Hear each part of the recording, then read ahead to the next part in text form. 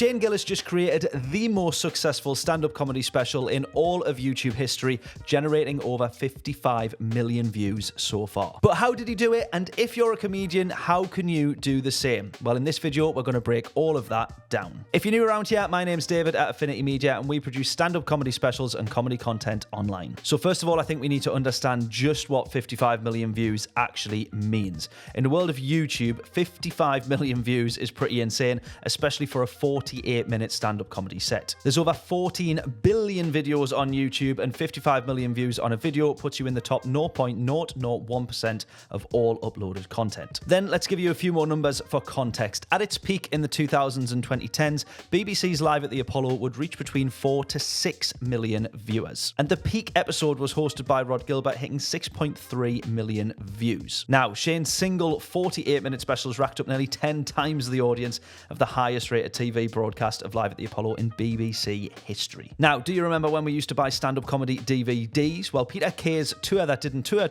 DVD was the fastest selling comedy DVD of all time in the UK, hitting 1.2 million copies in its first few weeks. Shane has literally done 50 times that amount of views. Now, of course, Shane's main audience is in US and Canada, but even Jeff Dunham's Spark of Insanity, the best-selling stand-up comedy in the States, sold an estimated 2.5 million copies. Now, of course, watching a free YouTube video is completely different to going out and spending 10 to 20 pounds or dollars on a physical DVD, but that just gives some perspective. Now, one of the best comparisons for no friction viewing is probably going to be Netflix, although the caveat there is that you still need a subscription. However, Dave Chappelle's Dreamer secured its place as the #1 stand-up comedy special on the platform, garnering 10.2 million views within the first few weeks of release. Now, the interesting thing here is that the production and release of a special now comes at a slightly different point of the tour and release cycle. In the old school days, and by that I mean up till about 10 years ago, comedians would plug a tour on things like panel shows, do the tour, and then release a DVD. And the DVD is where a big chunk of their revenue would come from. Nowadays, it's more about using content to plug the tours, and those that do it well enough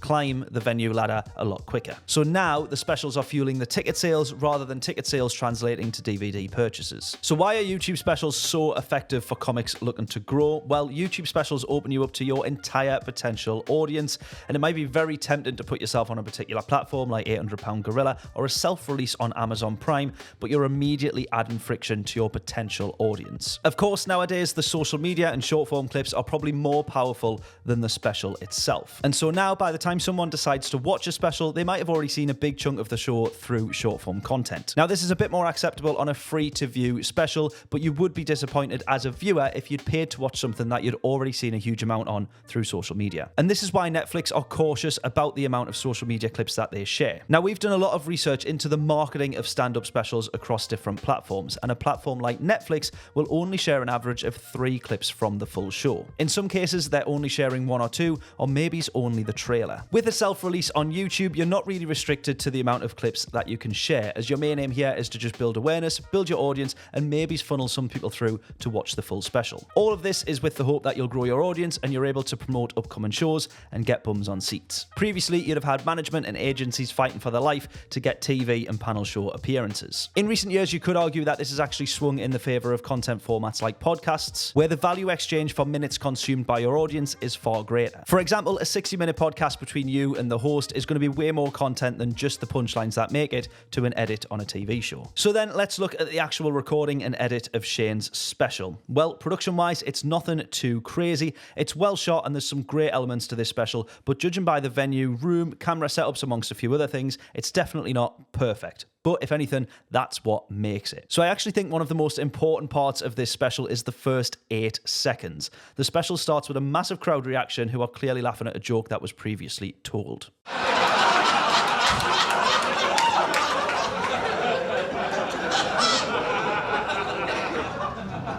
Now, I don't know if we're actually picking up the show at this point or if it's just a crowd reaction from some point in the show shoved at the start. However, why does this work? Well, 2 things. Anyone trying to create content on social media will now know the importance of the hook. The fact that we have a reaction without the punchline creates a curiosity loop, which actually never gets closed. There's also then an immediate status and power play here, because the fact that we are seeing an entire room bursting into laughter gives us promise that there is a payoff, that this special is going to be worth watching.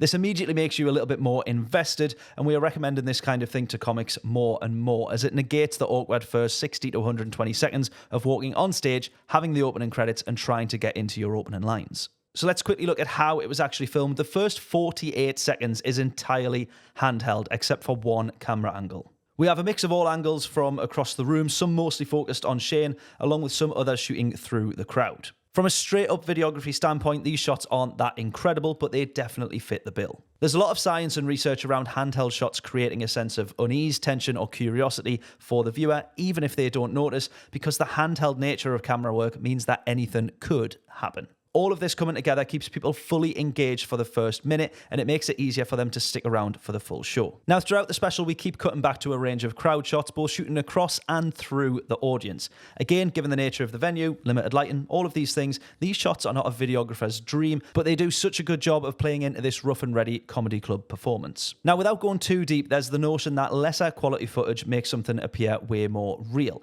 At the time that this was released, and for the years that's followed, there's been a lot of interest and intrigue around Shane whilst he's exploded onto the mainstream, and this filming style does a proper real vibe and gives a sense that this is what you've been missing out on to new viewers who are just discovering him. This was certainly the feeling that I got when I watched this for the first time as a viewer. Now, as an editor, I can still see that there's a lot of cuts within the set, but this is something that we always chat with comics about. As you'll know, if you're a comic, it's a completely different feeling to holding an audience in a room as it is holding an audience through a screen. The pacing in this special is kept to a pretty high level throughout, with Shane averaging punchlines or filler punchlines at a pretty rapid rate of around every 10 to 15 seconds. Now, this kind of style plays very well into video format and does super well for attention with an audience. A quick note, I also did a breakdown of Shane's Netflix special, Beautiful Dogs, which immediately ended up in my top 10 specials of all time, by the way, and you'll see that on our socials and our YouTube.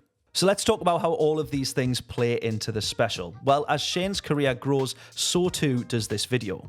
It also helps that when people search him on YouTube, not only is this the first video to appear, but because his following special went on Netflix, in terms of YouTube, there's no competition between videos in search results. Let's take a few steps back then to Shane and his earlier career. Whether it's been intentional, Shane has played an absolute blinder when it comes to harnessing the power of social media, collaborating and using an audience of fellow comics and podcasters, and even an element of anti-establishment. Back in 2019, there was a Saturday Night Live fallout which saw Shane getting fired. Mainstream Hollywood had essentially blacklisted him, and instead of apologizing or fading away, he went back into the underground comedy club circuit. He built a fierce, die-hard cult following through Matt and Shane's secret podcast, his self-funded sketch show Gillis and Keeves, and as far as I can see, traditional media and platforms weren't offering him specials or any deals at this time, so this special that we're watching was actually self-funded. According to research, Matt and Shane's secret podcast grew to be the #1 most supported Patreon podcast on the platform. This will have gave him a massive initial distribution of the special without needing any marketing spend. Not only that, but Gillis and Keeves' YouTube channel, where the special is hosted, also has over 1 million subscribers. His crossover for comedy and skits on the channel already built a really tight audience,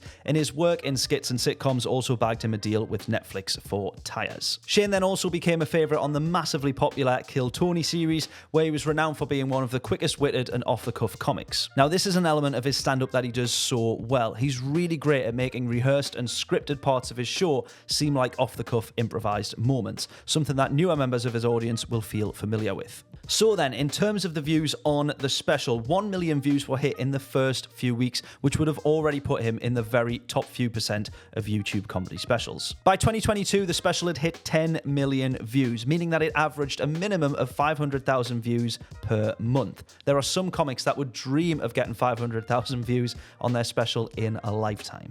He then also had a lot of viral clips flooding the likes of TikTok, Instagram Reels, and YouTube Shorts, and this drove millions of new views and returning viewers back to the special. By December 2023, the channel itself had peaked with over 7.5 million viewers in a single month. This was 2 months after the release of the Netflix special Beautiful Dogs, hosting SNL, starring in Tires, appearing in Super Bowl ads, and breaking the all-time arena attendance records. All of this combined is what created that vertical growth on that special and created this vortex loop of new and returning viewers. Now, Shane's definitely become one of my absolute favourite comics as well, and one thing that most people don't appreciate about comics is their work rate.